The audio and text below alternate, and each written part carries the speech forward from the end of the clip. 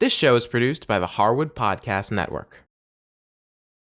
Hi, I'm Cindy Harris, and we love making this show available to you free of charge. If you'd like to help us keep it that way, make a contribution to our Karma Jar or become a show sponsor. To learn more, visit our website.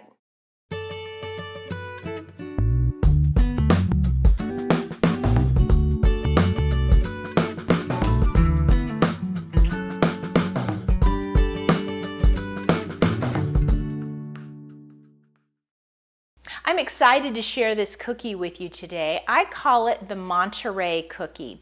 The idea came from an email that I received from James, who happens to live in Monterrey, Mexico. It's a wonderfully rich chocolate cookie that has both semi-sweet and white chocolate as well as sliced almonds in it.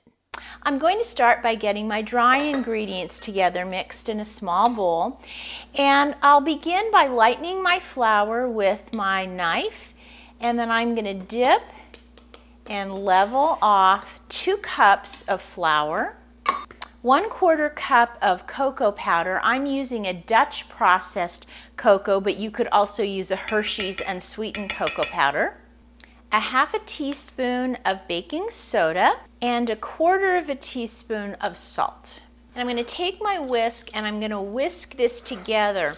It's really important we get that leavening mix throughout as well as that cocoa powder. I'm going to set this aside and I'm going to start getting my sugars ready. Now for this cookie we use 2 different kinds of sugar. The first is a brown sugar, and I'm going to measure out 1 cup of it. And remember, with brown sugar we do want to lightly pack that into our cup.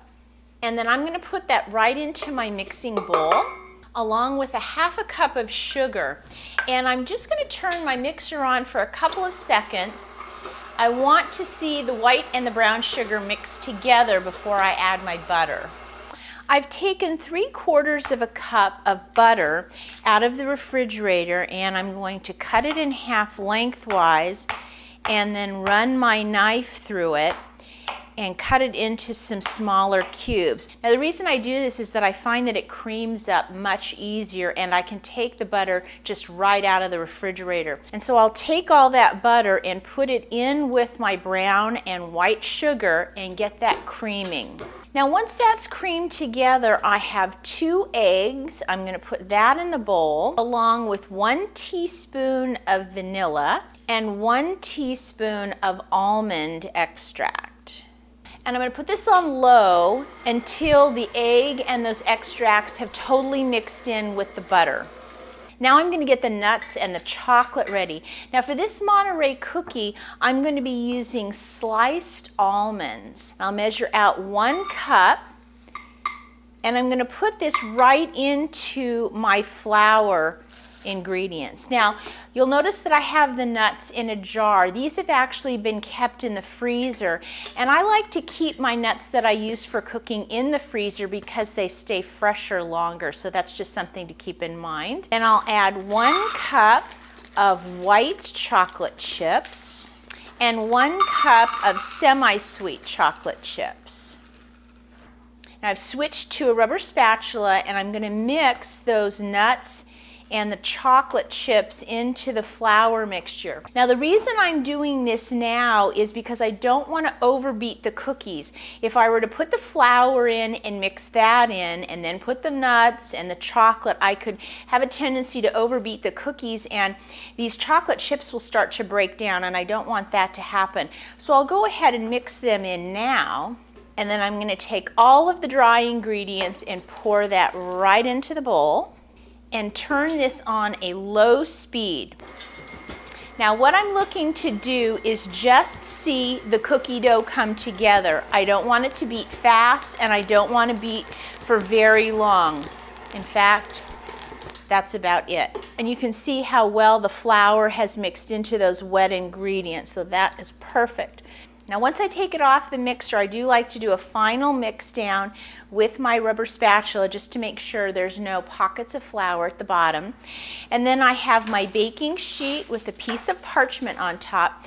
And for this cookie, I'm going to be using my medium cookie scoop, and I'll take and just scoop these right onto my tray.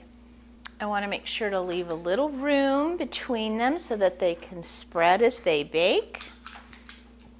The oven has been preheating at 350 degrees, and these are going to bake for 9 minutes. Now, while the cookies are baking, there's a couple of new things I'm really excited about that I wanted to share with you. The first is I have a new book out. It's called The Cookie Jar. Now, with this book, what I've done is I've taken the first 40 episodes of the Cookie Jar podcast, and I've taken those recipes and combined them all into one book.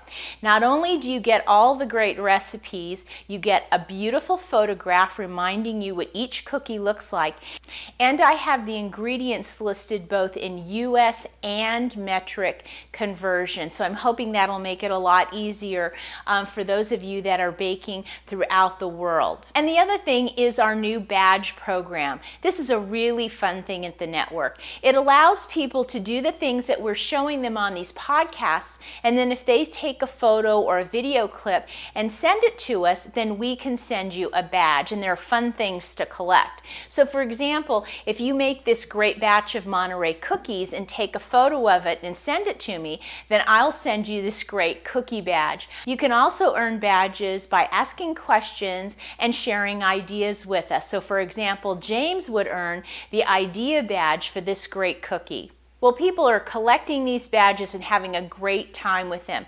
Now, if you want to know more about the program or to sign up, it's totally free. Just go to our website. And once these come out of the oven, we want to take them right off the cookie sheet and just let them sit on the rack here to cool. If you'd like to try the Monterey cookie at home, just go to our website and go to the Cookie Jar show notes, and I'll have the recipe there for you. And as always, if you have any questions or ideas for me, please send me an email. I'll see you next time.